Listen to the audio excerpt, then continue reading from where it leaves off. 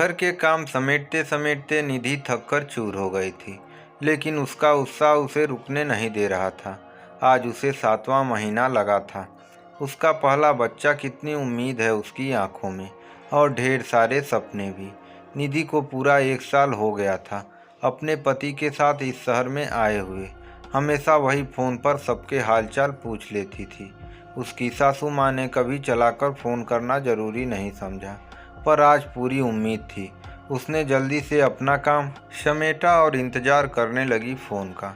उसका रोज़ का यही नियम था कि वह रोज़ अपनी सासू माँ के फ़ोन का इंतज़ार करती थी। रीत के अनुसार 7वें महीने में सासू माँ उसकी गोद भराई करेंगी और फिर पीहर भेज देंगी। पर आज भी मायूसी के अलावा कुछ हाथ नहीं लगा। उसने अपने पति से पूछा, मुझे 7वां महीना लग गया है। रीत के अनुसार मेरी गोद भराई करवाकर पीहर भेजा जाना चाहिए, पर मम्मी जी का अब तक फ़ोन नहीं आया।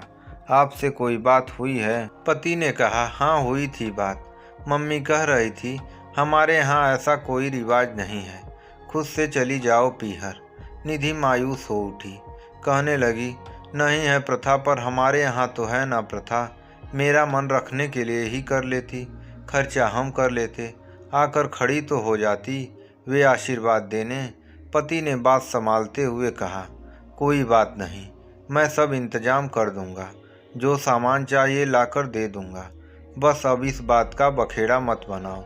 निधि का मन छलनी हो गया। मैं क्या बखेड़ा खड़ा कर रही हूँ? हमारे से तो सारे रिवाज पूरे करवाती हैं, खुद का वक्त आते ही मना कर दिया। मेरे पीहर वालों को कितना बुरा लगेगा। पति ने कहा, उन्हें बताना ही मत, कह देना जल्दीबाजी में मुहूर्त और गोद भराई हुई, इसलिए आपको बुला ना सके। क्या कहती हो निधि? जिससे उम्मीद थी कि वह तो मेरे हक में बोलेंगे, वही उसे चुप रहने को कह रहे हैं। यही तो करती आई थी वह। घर में पांव रखते ही नवविवाहिता का स्वागत इस ताने के साथ हुआ कि बारात के स्वागत के लिए तो कोई खड़ा ही नहीं था। हमारे यहाँ तो इतना कुछ देते हैं, तुम्हारे यहाँ से तो कुछ खास नहीं मिला। बेचारी निधि सब चुपचाप सुनती रही। ये तो वो ही जानती थी कि प्राइवेट नौकरी और एक कमाई में 3-3 बच्चों को न केवल अच्छे से पढ़ाया, बल्कि उन्हें अपने पैरों पर खड़ा करने में भी उसके माता पिता ने कोई कसर नहीं छोड़ी। शादी को भी अच्छे से अच्छा बनाने की पूरी कोशिश की। तभी एक और ताना, इतना कम सोना कोई देता है क्या अपनी बेटी को? निधि का दिल कचोट गया। सोचने लगी, किसी को सुंदर सुशील पढ़ी लिखी लड़की नहीं दिख रही, बाकी सब दिख रहा है। अपना तिनका तिनका भी इनके नाम कर दें, न मेरे घर वाले तो भी इनकी भूख शांत नहीं होने वाली। पर अपना घर बसाने को और अपने माता पिता की आंखों में सुकून को देखते हुए वह चुप रही।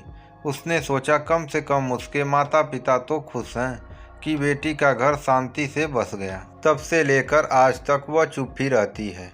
हर बार ऐसा ही होता है। कोई भी तीज त्योहार हो तो बहू से लेने का तो रिवाज है, पर सास की तरफ से देने का नहीं। वह भी सोचने लगी कि आखिर क्यों उसने फिर से एक उम्मीद बांधी जो कभी पूरी नहीं हो सकती। वह चुपचाप पीहर चली गई। माता पिता ने भी कुछ नहीं पूछा। आखिर माँ की पारखी नज़र बिना कुछ कहे ही सब समझ ही गई। 2 साल बाद निधि बड़ी सज संवर के खड़ी थी अपनी 2.5 साल की बेटी के साथ। आज उसके देवर की शादी है, देवरानी लेने जा रही है।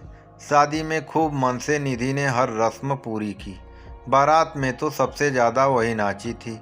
देवरानी भी आ गई, साथ में खूब सारा दहेज और कैश भी लेके आई थी। तो इस बार भी ताने का सामना निधि ने ही किया। देखो, नई बहू तो कितना कुछ लेकर आई है, बड़ी बहू के यहाँ से तो कुछ खास न मिला। निधि इन लोगों की मानसिकता पर मन ही मन मुस्कुरा दी और सोचने लगी, चलो अच्छा हुआ, कम से कम नई बहू तो ताने से बच गई। निधि निधि। अपने पति की आवाज़ सुनकर निधि जैसे वर्तमान में लौट आई। ओ, आप कब आए? क्या वक्त हो गया? निधि जल्दी करो, तुम्हारी देवरानी की गोद भराई है। तुम्ही ने इतने प्रयास से मम्मी पापा को इस रस्म के लिए मनाया है, और हम ही देर से पहुँचेंगे तो कैसा लगेगा।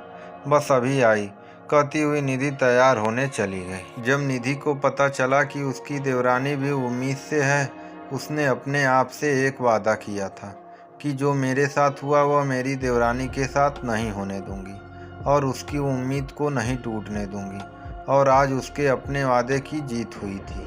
आपको ये कहानी कैसी लगी कमेंट बॉक्स में ज़रूर कमेंट करें।